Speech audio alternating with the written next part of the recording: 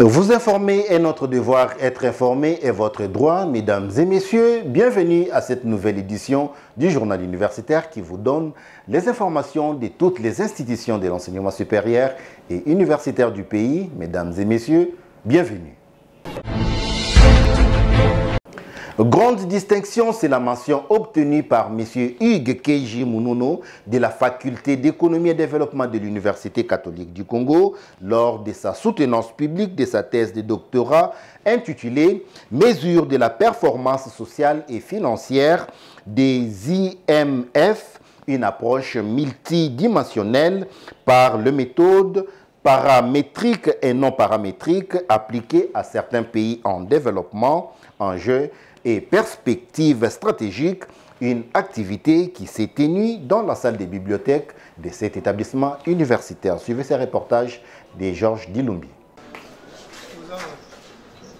C'est brillamment que Hugues Keji Munono de la faculté d'économie et développement de l'Université catholique du Congo a soutenu publiquement sa thèse de doctorat intitulée « Mesures de la performance sociale et financière des IMF, une approche multidimensionnelle par le méthode paramétrique et non paramétrique appliquée à certains pays en développement, enjeux et perspectives stratégiques ». Dans son argumentaire devant les éminents professeurs, le récipiendaire a stipulé que, dans le contexte de la microfinance, l'étude de la performance nécessite l'analyse de la résilience des institutions à côté de celle de l'efficacité et de l'efficience. Car l'une des raisons de la résilience des banques classiques envers les clientèles pauvres est sa fragilité économique. Pour le récipiendaire, l'analyse de la sensibilité des coefficients, l'efficacité et l'efficience des IMF au scénario multi des chocs macroéconomiques est recommandée pour un secteur réputé fragile. Dans ce travail, Hugues Keji Munono présente les conciliantes en termes d'aspects d'analyse et de méthodes empiriques de traitement des données. Il apporte quelques particularités dans cette série d'études, dont la redéfinition des concepts englobant les termes de performance des IMF et la réponse à certaines faiblesses des méthodes appliquées. Ce qu'on peut retenir, le secteur des microfinances est un secteur qui est en pleine expansion et qui a beaucoup de potentialités, qui peut contribuer significativement à la réduction de la pauvreté si on prend certaines mesures d'encadrement. En mesurant la performance des institutions financières, il y a certaines lacunes observées. Par rapport, par exemple, aux méthodes paramétriques, il manque l'inférence statistique. L'inférence statistique sert à valider des hypothèses. Alors quand on se limite juste à élaborer les scores d'efficience sans pour autant les tester par l'inférence statistique, il se pose un problème. Donc ces scores-là devaient être validés par l'inférence statistique, c'est ce que nous avons fait. Et à part ça, nous avons incorporé le variable macroéconomique comme variable discrétionnaire dans les modèles des mesures de performance de microfinance. Au terme de l'évaluation du travail par les éminents professeurs constituant le jury et après la délibération à huis clos, le travail a été jugé recevable avec la mention « grande distinction » à la grande satisfaction de tous.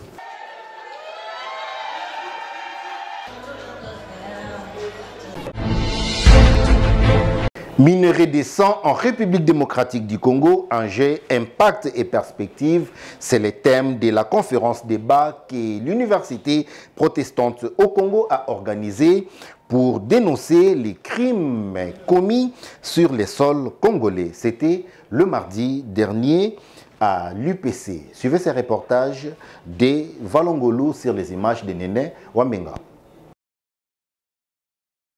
La situation de guerre à l'est de la RDC ne laisse pas les scientifiques congolais à pousser leurs réflexions afin de porter leurs contributions.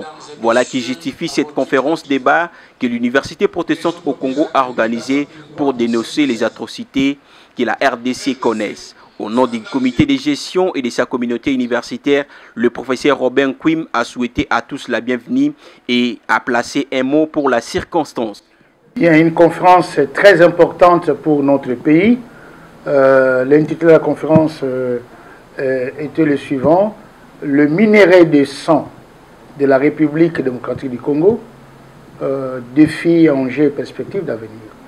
Vous savez que la guerre d'aujourd'hui, depuis 30 ans, elle a comme cause la cause identitaire.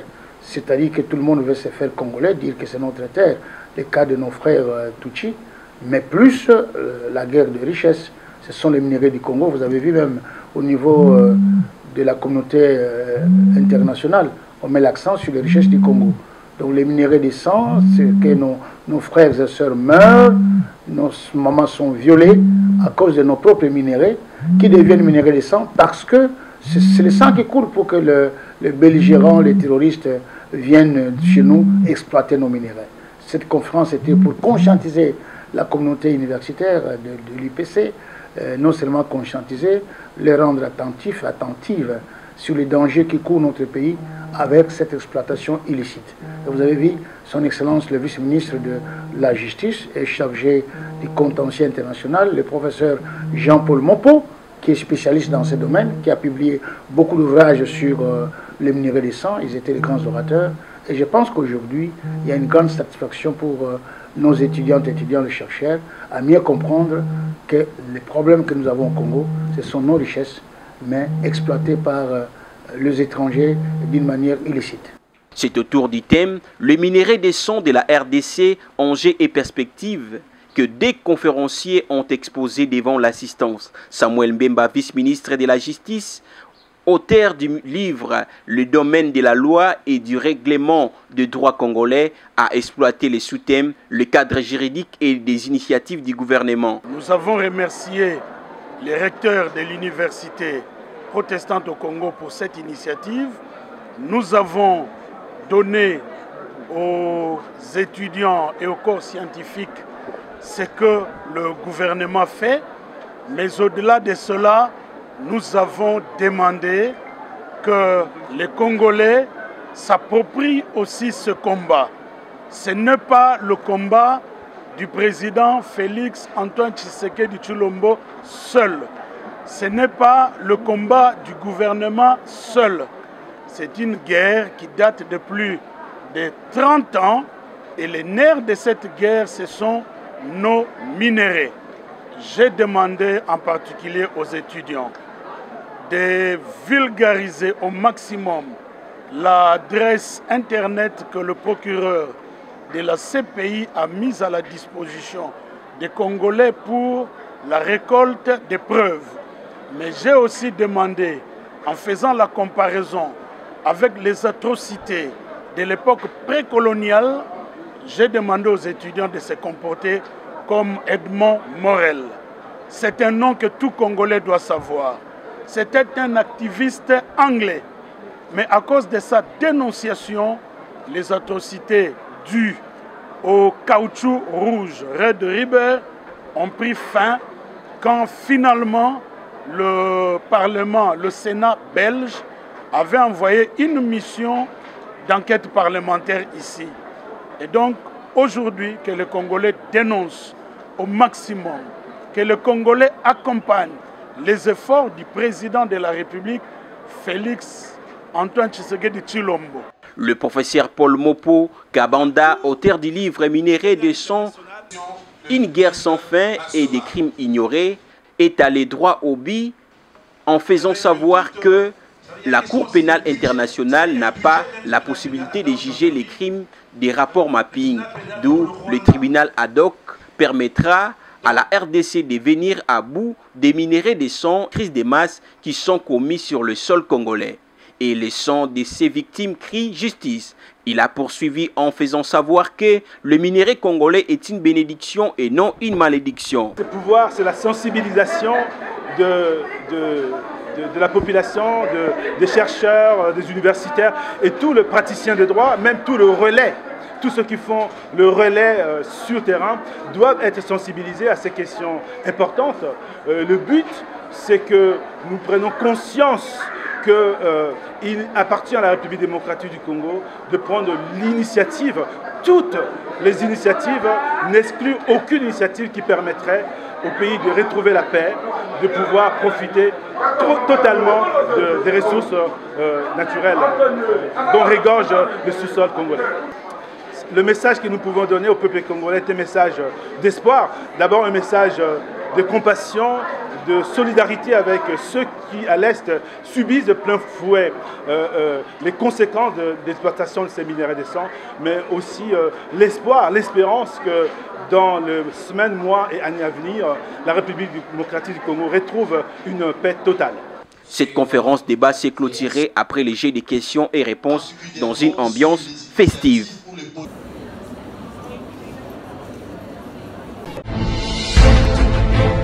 Clôture de l'atelier des 3 jours que le secrétariat de la commission permanente des études du ministère de l'enseignement supérieur et universitaire a organisé du mercredi 9 au vendredi 11 avril 2025 à l'université protestante au Congo autour de la pédagogie universitaire avec le système LMD. Une fois de plus, Valongolo.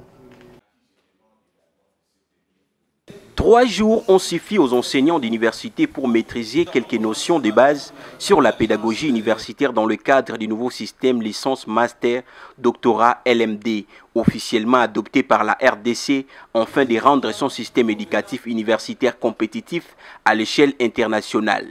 C'est dans cette optique que le choix du thème « Enseigner, évaluer autrement » a été retenu par le secrétariat permanent des études du ministère de l'ESU pour cette 310e session ordinaire animée par le professeur émérite Kabulewe Touweva et le professeur Martin Makumbu. Dès l'entame de la session, le professeur émérite Kabulewe Touweva, secrétaire permanent du CPE, a rappelé aux participants les missions ainsi que la pertinence de cette formation. Notre ambition commune est claire, passer définitivement d'un modèle traditionnel à une pédagogie dynamique, interactive et adaptée aux réalités actuelles de l'enseignement supérieur et universitaire, comme nous allons le voir au fur et à mesure nous continuons, et vous verrez, la nature et la qualité de nos présentations ici vont refléter ce dont je viens de vous présenter ici. Je vous invite alors à tirer pleinement profit de ces échanges riches en diversité et en expertise afin de nourrir vers nos pratiques pédagogiques, et renforcer vos compétences professionnelles au niveau de vos enseignements. Au nom de tous les participants, le professeur Mukolo Konkesha a exprimé sa gratitude envers les organisateurs pour cette initiative qui leur a permis d'acquérir de nouvelles compétences telles que la classe inversée, le projet titoré, la préparation des enseignements, l'évaluation ou encore les principes fondamentaux du système LMD, pour ne citer que cela. Je voudrais vous remercier sincèrement et très sincèrement pour avoir accepté de bien vouloir dispenser de votre temps pour que nous ayons cette formation. Je crois que chacun de nous a compris. Nous enseignons depuis plusieurs années, moi depuis plus de 30 ans. Mais il se fait qu'il y a tellement de choses aujourd'hui que nous devons apprendre si nous devons innover. Pour conclure en beauté, les participants ont reçu leur brevet doté d'un nouveau timbre de sécurité afin de prévenir toute tentative de falsification, comme l'a précisé le secrétaire permanent du CPE. Très satisfait, plusieurs participants se sont exprimés pour saluer la qualité de la formation. Nous encourageons les organisateurs à multiplier ce type de séminaires pour qu'ils puissent atteindre le plus large nombre d'apprenants et faire en sorte que la République puisse moderniser son cursus, ses programmes universitaires. Les impressions sont bonnes, la formation a été vraiment bénéfique pour nous. Nous allons vraiment le mettre en pratique pour que le système LMD soit vraiment une réalité. Oui, nous remercions vraiment cette commission permanente enseignement pour cette organisation, pour cette initiative. C'est vraiment important d'encadrer les enseignants sur les systèmes LMD pour que nous puissions maîtriser ces systèmes et le mettre en pratique. Oui, c'est une période que je peux considérer mémorable pour moi parce qu'il a fallu quitter l'ISALA, venir jusqu'ici pour suivre cette formation, vu la quintessence de cette formation. Et nous l'avons suivi avec beaucoup d'attention et c'est bénéfique pour nous et pour le reste de notre carrière. Oui, l'essentiel dans ce séminaire était de comprendre certains fondamentaux sur le système LMD, donc enseigner et évaluer autrement. C'est ce qui a retenu notre attention. Tout ça. Il est à noter que des ministres, hauts magistrats, députés nationaux et mandataires ont pris part à cette session malgré leur lourde responsabilité. Une mention spéciale a été adressée au ministre de la Recherche scientifique et innovation technologique, le professeur Gilbert Kabanda, ainsi qu'au procureur général près les conseils d'État, le professeur Munkolo Konkesha, qui se sont particulièrement distingués par leur assiduité tout au long de la formation.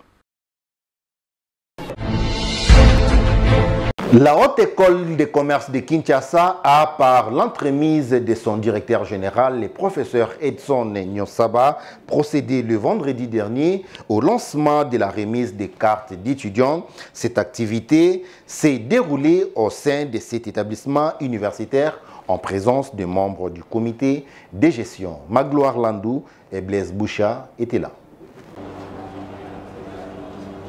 Lancée officiellement le 11 avril 2025 par les comités de gestion de la Haute École de commerce de Kinshasa, la distribution de cartes nationales d'étudiants s'est déroulée suivant les directives du ministère de l'Enseignement supérieur et universitaire. Cette cérémonie s'est déroulée aussi en présence du comité de gestion, des autorités académiques et de nouveaux étudiants de l'année académique 2024-2025.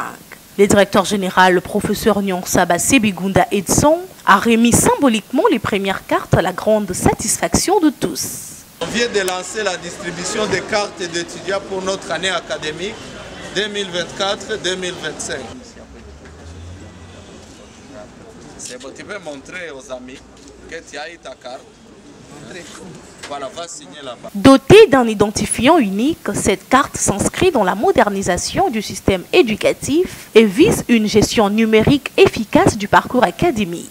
Dans son speech, le directeur général a salué l'initiative de la ministre de l'Enseignement supérieur et universitaire, professeur Dr Sombo Safi Ayano Marie-Thérèse, qui les cadre avec des réformes en cours. Le comité de gestion vient de lancer l'opération de distribution des cartes nationales d'étudiants au compte de l'année académique 2024-2025 pour tous les étudiants en ordre.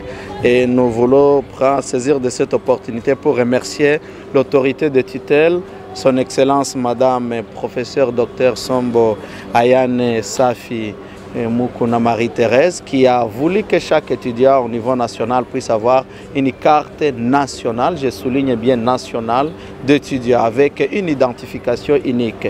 Ceci n'est qu'un début de la grande réforme entreprise par notre tutelle qui voudrait que tout ce qui est gestion financière, gestion académique, tout ce qui est relation entre les étudiants et leur établissement soit géré de manière numérique.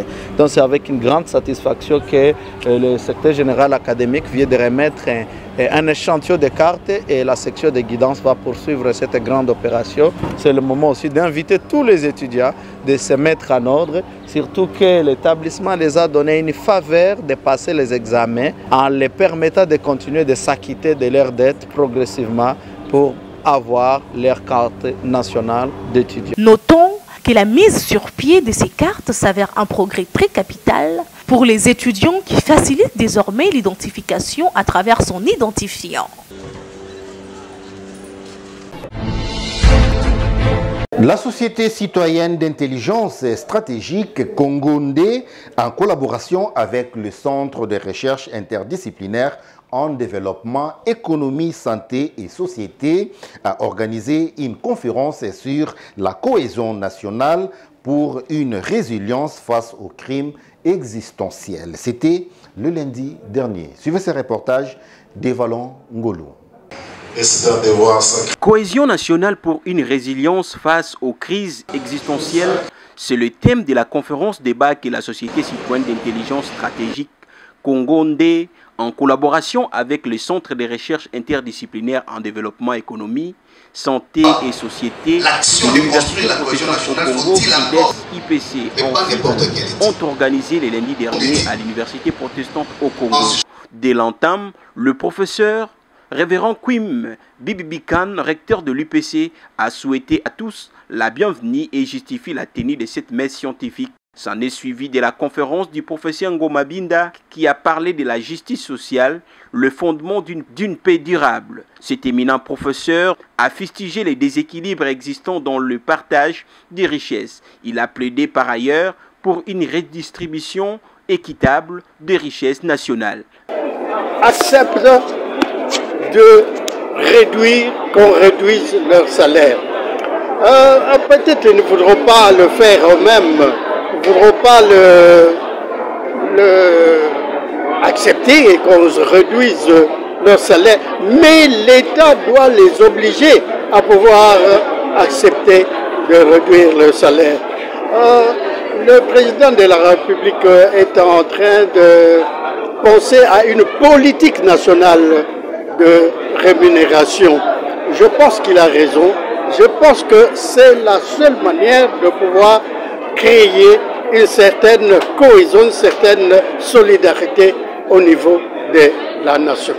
Concurrence éthique et performance institutionnelle, c'est ce que la professeure Aliango Dede Marachto, directrice des CRIDES UPC, a exposé.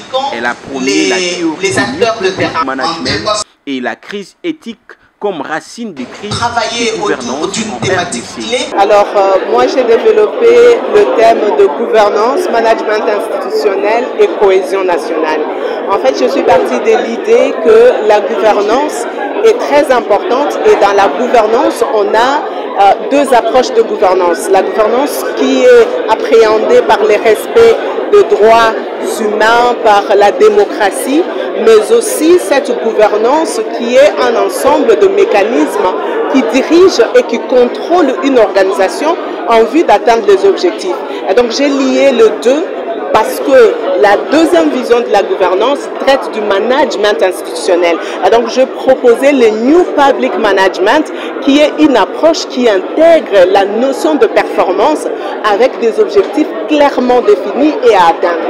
Et déjà à partir de ça, du moment où on atteint les objectifs, on est efficace, on est performante, ça veut dire qu'on améliore la production et les conditions de vie de la population. C'était très important d'avoir cet échange avec les étudiants parce que les étudiants sont les élites de demain, ce sont des dirigeants de demain. À partir du moment où ils essayent déjà d'intégrer ce concept de cohésion nationale et de savoir qu'il y a des facteurs de sous-bassement ou de facteurs qui sous-tendent la cohésion nationale, ils vont alors travailler dans ce sens-là, on va leur inculquer cela et alors dans le cadre de leurs études, ils sauront déjà comment faire le bon choix, mais aussi après lorsqu'ils auront la gestion, que ce soit des organisations privées tout comme publiques, ils sauront quoi faire pour pouvoir améliorer les conditions de vie, mais aussi améliorer la production de manière générale. Donc moi je me suis focalisée sur cette question-là.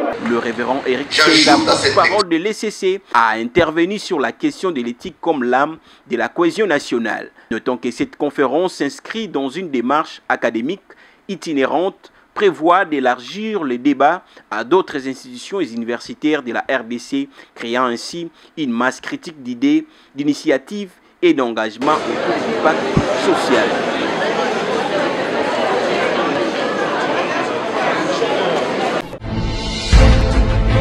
La structure dénommée Réseau pour le développement intégral du Congo a organisé un atelier le mardi dernier dans la salle polyvalente Marie-Ange Lukiana du secrétariat général du ministère du genre, famille et enfants. Cette conférence a eu pour thème la souveraineté et la sécurité alimentaire, assurer un atout majeur pour la paix durable. Christian Chipamba.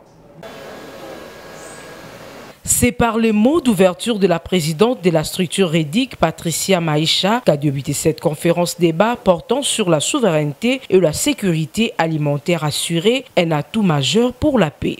En outre, elle a dans son intervention stipulé que tout peut se faire pour relever l'économie bleue à partir de l'eau, autour de l'eau et dans l'eau, en passant par la pêche bleue.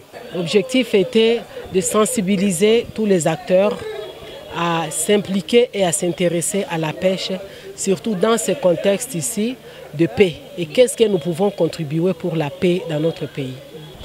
Le MAMA doit se retrouver dans un cadre bien déterminé parce que nous avons un département qui est une branche d'une grande organisation africaine dénommée AW Fishnet. Donc c'est le réseau continental de femmes transformatrices et commerçantes de poissons.